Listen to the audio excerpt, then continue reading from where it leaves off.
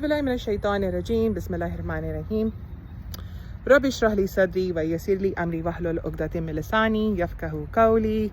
So essentially I sought protection from the shaitan, began in the name of God, the most compassionate, the most merciful, and then I recited the prayer of Prophet Musa alayhi salam to make my speech more eloquent. So let's talk about 9/11. It has been 24 years since 9/11 happened, since the American government decided to do the false flag operation of 9/11, where they blew down their buildings through controlled demolition and then blamed it on Taliban, and then attacked Afghanistan and stayed there for many years, killed a lot of people, killed a lot of US soldiers, killed a lot of Afghans, imprisoned a lot of Afghans, tortured a lot of Afghans, Pakistanis, did all that tyranny and BS, and then got out.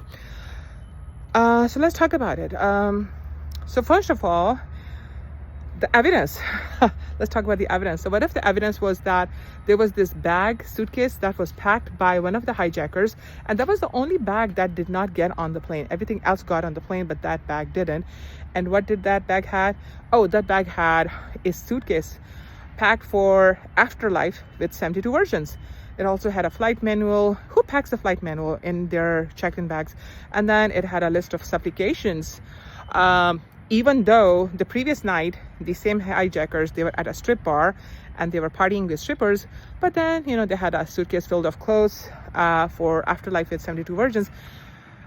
And then these passports, like everything else gets burned down, but the passports stay. Those passports were found near the base of the WTC, and that was used as evidence. So this bag was an evidence, and those passports were an evidence. Also during those times, there were these news that Saudis were saying that our passports are stolen and we are alive. We were not in New York City, and these passports are stolen.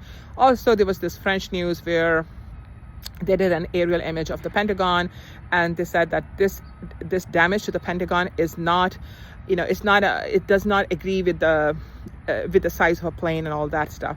So there was all that stuff happening. So a lot of suspicious stuff.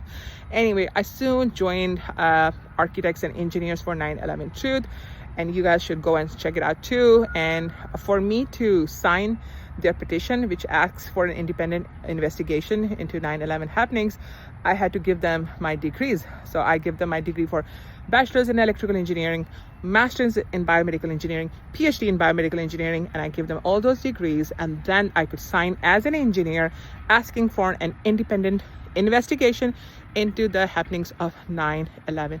So I've been closely associated with them.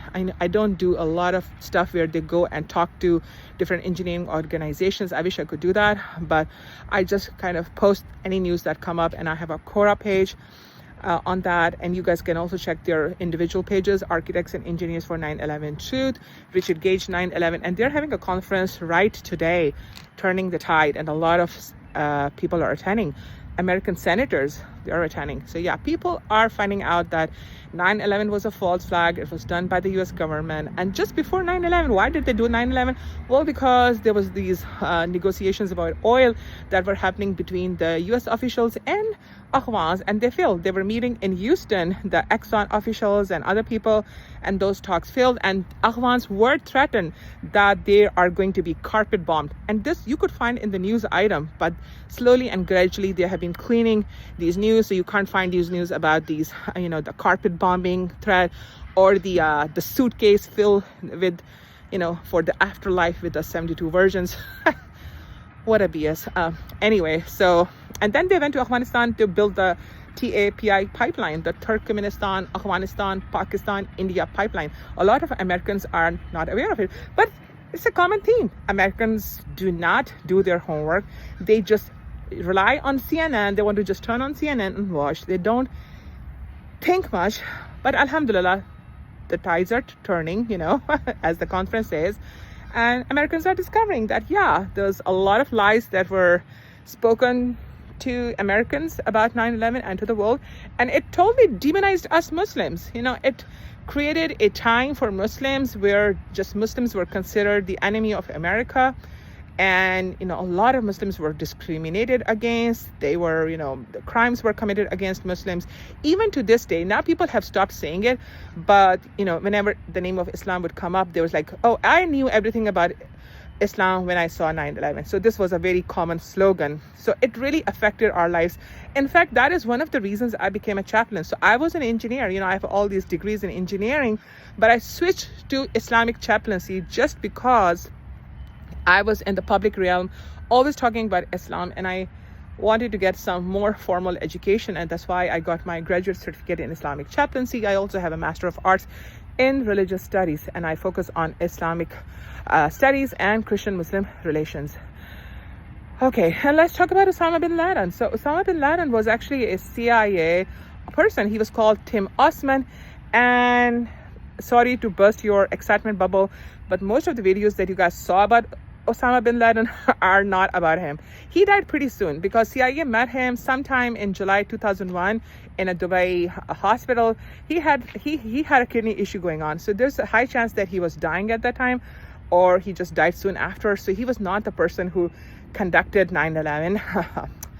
Imagine a bunch of people from Afghanistan, directing planes in America. And do you guys know that the NORAD system, the air system, where if any commercial airliner is off their track for like more than a few seconds, the NORAD system kicks in. So on that particular day, the NORAD system was off. Just like the Israeli, what is that? They use for production, that I forgot the name, that was off. So similarly, NORAD was off on that day, and the planes were just able to move around and not get intercepted or not get taken off. So, and yeah, talking about Osama bin Laden, he had all these fake videos that people are not aware of. So and I've done a feature on that. You can look it up in Quora, the fake Osamas and the actual Osama. And the way he died, that's really sus, really sus. Why? Because the team that supposedly captured Osama, they died in a helicopter crash. So you can, it's in Wikipedia. So these were like bunch of 29 Marines, and they had a translator, and they were soon killed after that. I think the reason were either they were given some identity, a different identity, so that nobody questions them or nobody calls them into Congress and questions them. So kind of just make them dead, so nobody questions about like, did you really see Osama or did you not see Osama?